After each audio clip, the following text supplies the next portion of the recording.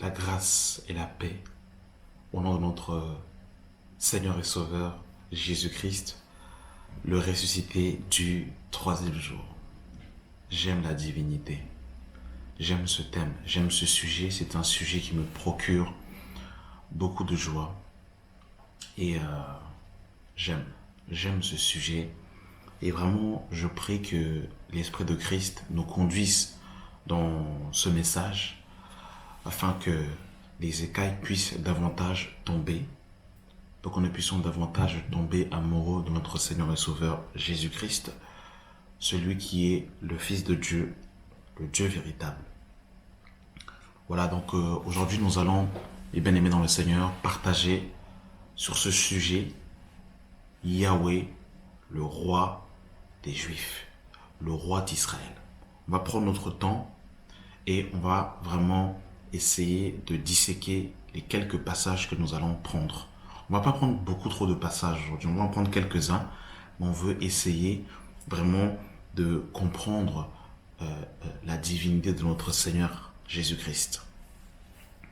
Alors, vous devez savoir que il n'y a de roi en Israël que Hachem. Hachem veut dire le nom. Il n'y a de roi en Israël que le tétragramme, YHWH. Et les enfants d'Israël ont demandé à Samuel, qui était juge à cette époque, ils ont demandé à Samuel, eh bien, un roi comme dans les autres nations. Et vous devez comprendre, vous devez savoir que de base, le roi d'Israël, le roi des Juifs, n'est autre que Hachem, n'est autre que le tétragramme, n'est autre que YHWH. Alors pour cela, nous allons prendre le premier passage dans le livre de 1 Samuel, chapitre 8, à partir du verset 1. Lorsque Samuel devient vieux, il établit ses fils juges sur Israël. Son premier-né se nommait Joël et le second Abijah. Il était juge à Bisheba. Les fils de Samuel ne marchèrent point sur ses traces. Ils se livrèrent à la cupidité, recevèrent des présents et violaient la justice. Tous les anciens d'Israël s'assemblèrent et vinrent auprès de Samuel à Rama et lui dit : Voici tu es vieux et tes fils ne marchent point sur tes traces. Maintenant, établis sur nous un roi pour nous juger comme il y en a chez les autres nations. Samuel vit avec déplaisir qu'il disait : Donne-nous un roi pour nous juger. Et Samuel prit à l'Éternel, et l'Éternel dit à Samuel : Écoute la voix du peuple dans tout ce qu'il te dira, car ce n'est pas toi qui le rejette, c'est moi qui le rejette, afin que je ne règne plus sur eux. Ils agissent à ton égard comme ils ont toujours agi depuis que je les ai fait monter d'Égypte jusqu'à ce jour. Ils m'ont abandonné pour servir d'autres dieux. Écoute donc leur voix, mais donne-leur des avertissements et fais-leur connaître le droit du roi qui régnera sur eux. Voilà. Donc ici, mes amis, nous pouvons comprendre que les enfants d'Israël, eh bien, vont demander à Samuel, qui était avancé en âge, qui avait 2 enfants, et malheureusement, les enfants de Samuel ne marchaient pas droit. Et là, justement, eh bien, les enfants d'Israël vont demander un roi, comme dans les autres nations. Et là, le Seigneur va dire, eh bien, ce n'est pas toi qui le rejette, c'est moi qui le rejette, afin que je ne règne pas sur eux. Donc nous comprenons, mes amis, que avant qu'il y ait l'instauration du premier roi, qui était le roi Saül, qui était oint avec une fiole, eh bien, nous comprenons que le premier roi en Israël était Hachem, Yahweh. C'est lui qui est le roi des Juifs. Et regardez, nous sommes dans le livre de 1 Samuel, chapitre 12, à partir du verset 12. Puis, voyant que Nachar, roi des filles d'Ammon, marchait contre vous, vous m'avez dit : non, mais un roi régnera sur nous. Écoutez, cependant, l'Éternel, votre Dieu, était votre roi. Voici donc le roi que vous avez choisi, que vous avez demandé. Voici l'Éternel a mis sur vous un roi.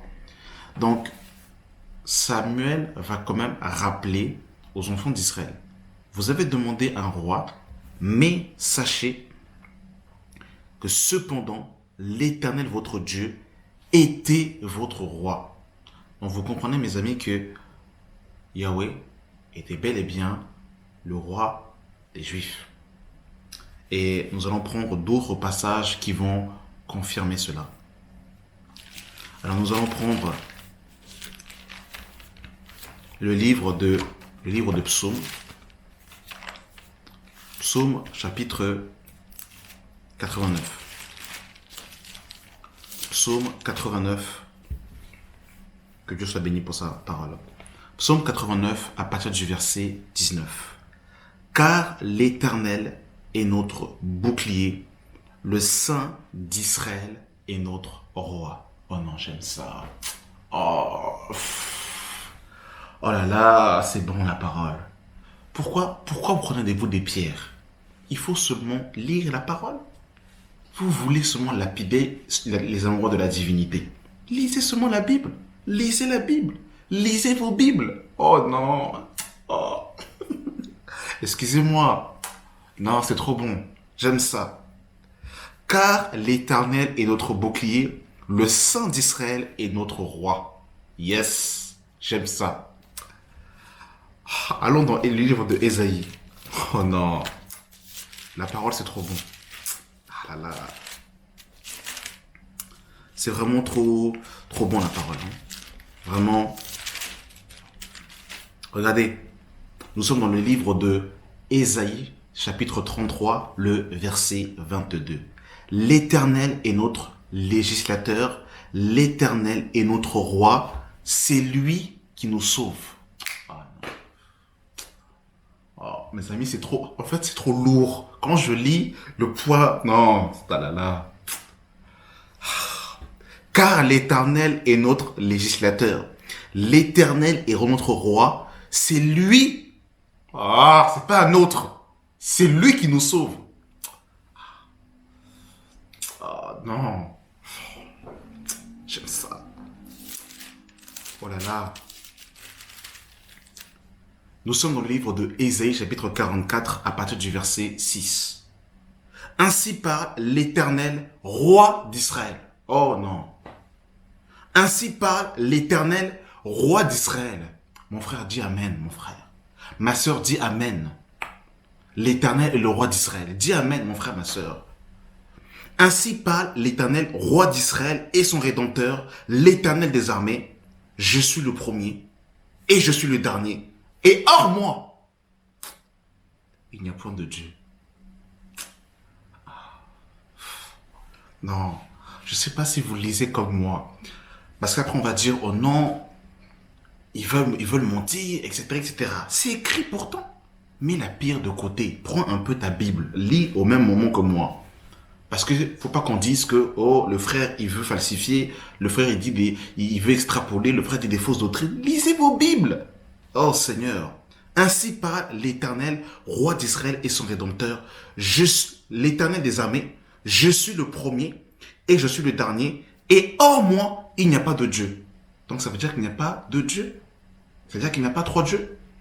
C'est vrai que ça, c'est écrit ça. Je suis le premier et je suis le dernier. Et hors moi, il n'y a point de Dieu. Moi, je ne sais pas si on lit le français, je ne sais pas. C'est clair hein, quand même. Hein. C'est quand même clair, c'est écrit là quand même. Oh non, j'aime ça. Mes amis, ce roi, qui est le premier et le dernier, a décidé de s'incarner pour nous sauver. Alors, revenons un peu dans le livre de Ésaïe, chapitre 33, à partir du verset 22. L'Éternel est notre législateur. L'Éternel est notre roi. C'est lui qui nous sauve. C'est lui qui nous sauve. Mes amis, la parole est claire. C'est l'Éternel, le roi, Yahweh. C'est lui qui nous sauve. Regardez ce que la parole de Dieu nous dit dans le livre de Jérémie, chapitre 10. Jérémie, chapitre 10, Oh non, j'aime ça. Jérémie, chapitre 10, le verset 10. Mais l'Éternel est un Dieu de vérité. Il est un Dieu vivant et un roi éternel. Mais l'Éternel est un Dieu de vérité. Il est un Dieu vivant, un roi éternel. Waouh! Que Dieu soit béni pour sa parole. Ce roi qui nous sauve, selon Ésaïe chapitre 33, c'est lui qui nous sauve. Littéralement, c'est lui qui doit venir s'incarner dans la chair pour sauver les hommes. Nous sommes dans le livre de Zacharie chapitre 9. Oh non. Vous savez quand ça coule là, comme ça, là, c'est trop là. Ésaïe 9, le verset 9. Sois transporté d'allégresse, fille de Sion. Pousse des cris de joie, fille de Jérusalem. Voici ton roi. Viens à toi. Il est juste et sauveur. Oh non, j'aime ça. Il est humble et monté sur un âne, le petit d'une ânesse. Oh, j'aime ça. Sois transporté d'allégresse, fille de Sion, pousse des cris de joie, fille de Jérusalem. Voici ton roi vient. Il est juste et sauveur. Il est juste et sauveur. Il est humble et monté sur un âne, le petit d'une ânesse. Allons voir l'accomplissement de cette prophétie. Alors nous sommes dans le livre de Matthieu chapitre 21 à partir du verset 1. Lorsqu'ils approchèrent de Jérusalem et qu'ils furent arrivés à Bethphagée, vers la montagne des Oliviers, Jésus envoya 2 disciples en leur disant, « Allez au village qui est devant vous. Vous trouverez aussitôt une ânesse détachée et attachée à un ânon. Avec elle, détachez-les et amenez-le-moi. Si quelqu'un vous dit quelque chose, vous répondrez, le Seigneur en a besoin, et à l'instant, il les laissait aller. Or, ceci arriva afin que s'accomplisse ce qui avait été annoncé par le prophète, dit à la fille de Sion, voici ton roi vient à toi, plein de douceur, et monté sur un ânon, le petit d'une ânesse. Oh là là. Non, Jésus est le roi. C'est ça que ça veut dire. Mais on va encore confirmer. On va aller doucement, les amis. On va aller doucement parce que là, ça devient chaud là. Regardez, nous sommes dans le livre de Jean, chapitre 18, à partir du verset 33. Pilate entrait dans le prétoire, appela Jésus et lui dit, « Es-tu le roi des Juifs? Es-tu le roi des Juifs ?» Jésus répondit, « Est-ce de toi-même que tu dis cela, ou d'autres te l'ont-ils dit de moi ?» Pilate répondit, « Moi, suis-je juif? Ta nation et les principaux sacrificateurs t'ont livré à moi. Qu'as-tu fait? » « Mon royaume n'est pas de ce monde, répondit Jésus. Si mon royaume était de ce monde, mes serviteurs auraient combattu pour moi, afin que je ne fusse pas livré aux Juifs. Mais maintenant, mon royaume n'est point ici-bas. Pilate lui dit, tu es donc roi? Jésus répondit, tu le dis, je suis roi. Je suis né et venu dans le monde pour rendre témoignage à la vérité. Quiconque est de la vérité, écoute ma voix. Waouh! Là, c'est chaud, là. Donc, Jésus confirme qu'il est roi. Eh bien, dis donc, c'est compliqué. Regardez, mes amis, quand Jésus va être crucifié. Là, ça va être le paroxysme, là. Ce que Pilate va écrire, ça va être terrible. Nous sommes dans le livre de Jean, chapitre 19, à partir du verset 19.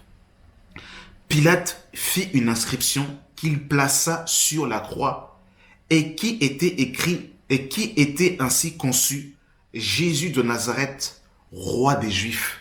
Jésus de Nazareth, roi des Juifs. Beaucoup de Juifs lurent cette inscription parce que le lieu où Jésus fut crucifié était près de la ville et elle était en hébreu, en grec et en latin. Les principaux sacrificateurs des Juifs dirent à Pilate: n'écris pas roi des Juifs, mais écris qu'il a dit Je suis le roi des Juifs.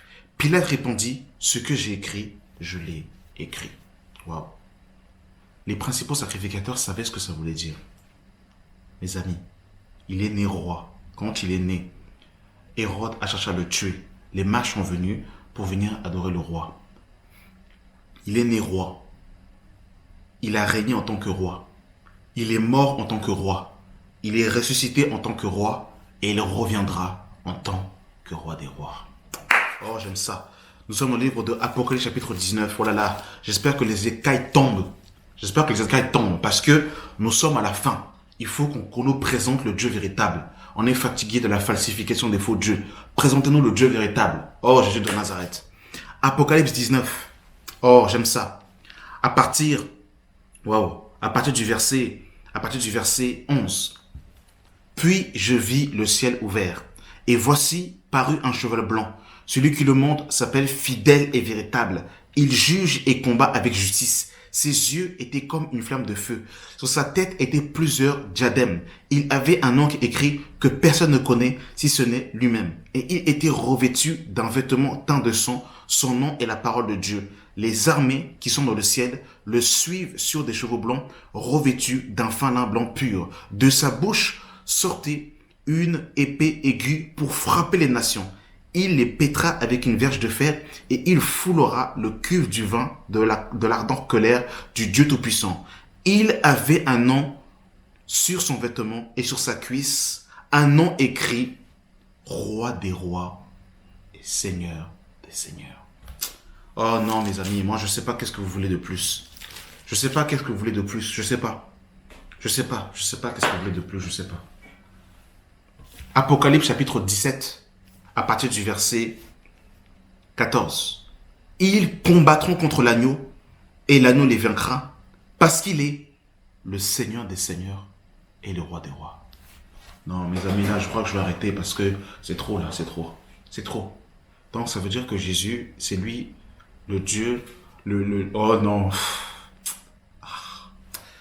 Je terminerai par dans les passages parce que là, c'est trop, mes amis. Le souffle commence à se couper. On est fatigué. Oh là là.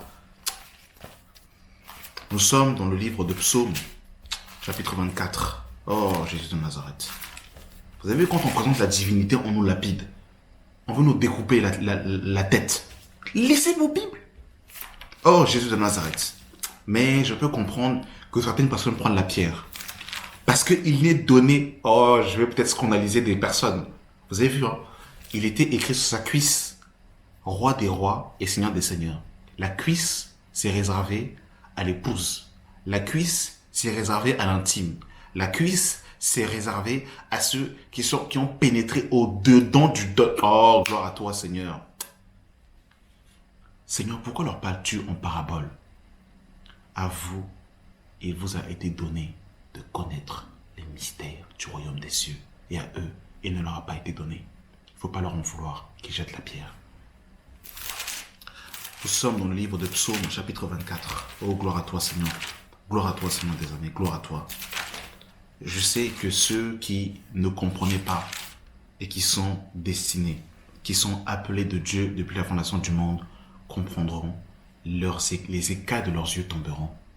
Je terminerai par ce dernier passage, mes amis, dans le livre de Psaume, chapitre 24, à partir du verset 7. Cerise sur le gâteau. Porte, élevez vos linteaux. Élevez vos portes éternelles, que le roi de gloire fasse son entrée. Qui est ce roi de gloire? L'Éternel fort et puissant, l'Éternel puissant dans les combats. Portes, élevez vos linteaux, élevez les portes éternelles, que le roi de gloire fasse son entrée. Qui est donc ce roi de gloire? L'Éternel des armées. Voilà le roi de gloire. Ah, ça. Oh non. Mes amis, j'arrête là. C'est trop. J'arrête. La grâce et la paix soient avec vous. Au nom de Jésus. Amen.